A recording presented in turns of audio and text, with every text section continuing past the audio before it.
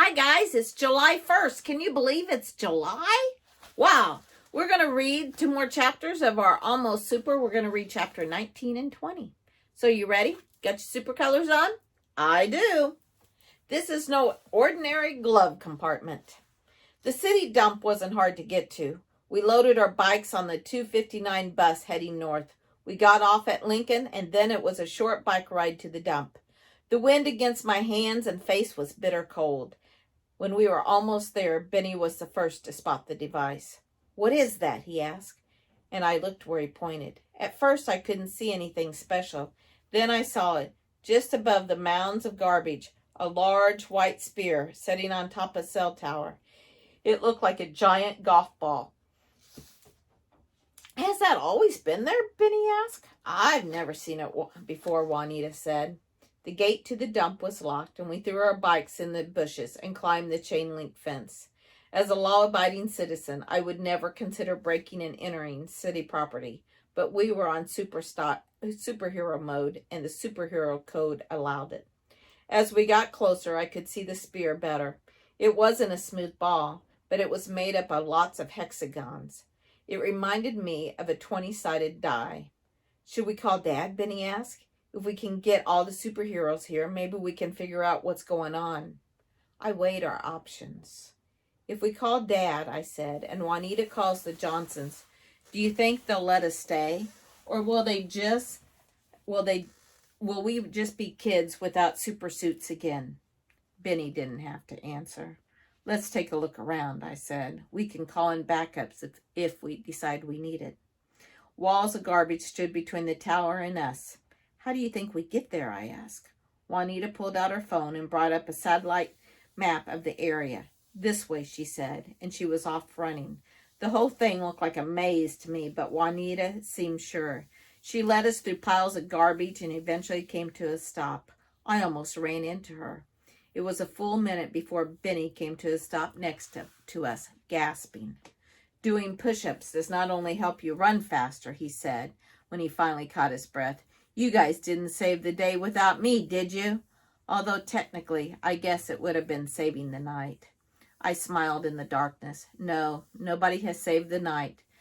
But that's what we are up against," and I pointed. At the base of the tower was a black van. About 10 feet away was an old-style RV that looked like an enormous egg. It had a door and a window on the side facing us. The window was either dirty, foggy, or both. Someone moved around inside the RV. Benny looked over at me and Juanita. "A van and an old RV? We could totally handle that. It's not even a cool van like the ones we have in our motor pool." "I don't know," Juanita said to Benny. "I think you had it right the first time. I think we should call our families. Someone's moving around inside the RV," and she pointed up to the white sphere. "Look at all those scorch marks, and you can smell the sulfur in the air." From where we were standing, I could see black smudges against all the white walls of the sphere. "It smells like the time I tried to microwave an egg wrapped in tinfoil," Benny said. I didn't want to watch anybody else save the day. "The van's empty," I said. "You guys can call in backups if you want. I'm going to see who's in the RV." I crept forward, my feet crunching on the ice. I heard Benny and Juanita follow, and I started to make my way to the window of the RV when I saw the handle of the door turn. I ran towards the front of the van, ducking down against the headlights. In a few seconds, Juanita and Benny were crouched beside me. I heard the door to the RV swing open. I got down on my hands and knees and peered under the van, in time to see footsteps down from the RV and walk towards us. For a split second, I pictured the owner of the boots getting in the van, starting it up, and shifting his lights right in our eyes. But the boots went to the back of the van and then disappeared as the person climbed in through the trunk. I placed my hands on the front bumper and could feel the van shake as somebody moved around inside. A minute passed, and then another, and I heard the truck door open and watched as the boots moved back from the van, back to the RV, and disappeared inside.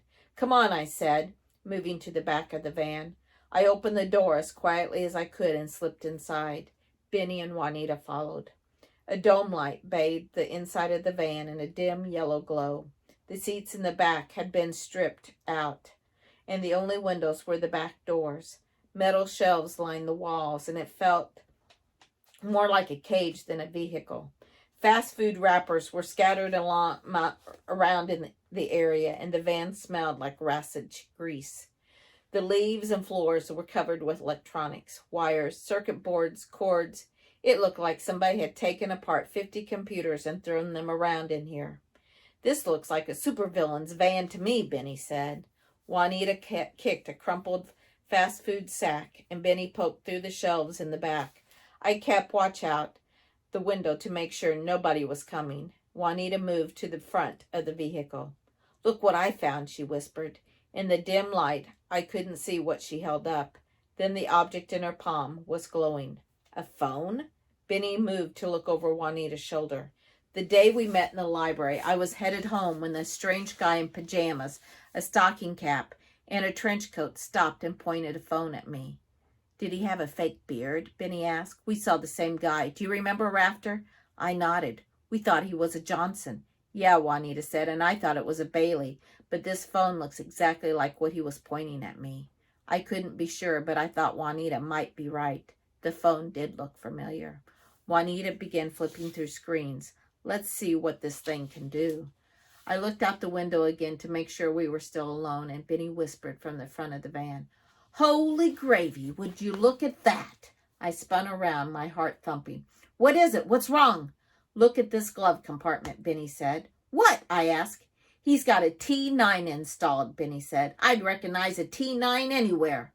Juanita's, whose head had been bouncing back and forth between Benny and me like she was watching tennis, finally said, Your parents don't let you guys out much, do they? This is no ordinary glove compartment, Benny said.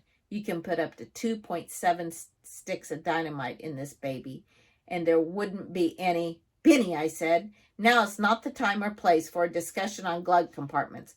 Why don't you look inside the glove compartment and see if you can find who owns this van? Are you crazy? Benny said. You can't break into a T9. The only way we could get in there is, it's unlocked. Never mind.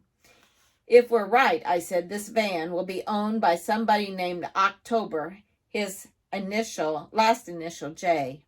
October is such a funny name, Benny said as he shuffled through papers he'd pull out of the glove compartment. Juanita continued to tap the phone with a finger while I kept an eye on the back window. I found the registration, Benny whispered from the front. It's not October.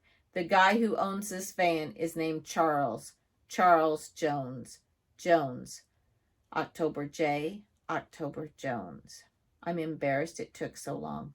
We weren't dealing with a single supervillain. We were dealing with a whole other family. Instead of 3 kids against a single person, we were now 3 kids up against who knows how many people. I came to the uncomfortable realization that I was very likely out of my league. I looked back at Benny. Okay, I said, Benny, call Grandpa. Juanita, you call. Juanita sounded like she was in a daze. I don't believe it, she said. What? Benny and I said at the same time. When I saw the pajama man, Juanita said, he pointed this device at me and then laughed. I figured the phone told him what my power was. I guessed the same thing. But this does more than that, Juanita's eyes shined. This is the device. This controls the tower out there, which controls our powers. This thing can give a superhero worthless powers, or we can use it to get our real powers back. It took a moment to process what Juanita was saying. Our real powers. Juanita held our real powers in the palm of her hand. Juanita, I said, trying to keep my voice calm, are you telling me that all you have to do is push a few buttons and we can finally be super? Juanita didn't have time to answer. The door opened behind us and somebody grabbed the collar of my coat and dragged me out of the back of the van. Chapter 20. It's probably safe to assume you don't get invited to a lot of parties. Chapter 20. My feet slipped on the ice and I fell to the ground.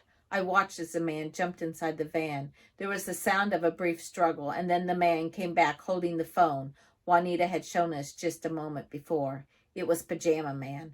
the same one who had confronted Benny and me in front of our school. He wore the same stocking cap he had on when we saw him at school. He was tall and thin with dark eyes that set under fat, inferior eyebrows. He wore heavy black boots and a thick coat. Juanita squatted just inside the van. Benny came out the side door. He looked like he was ready for a fight.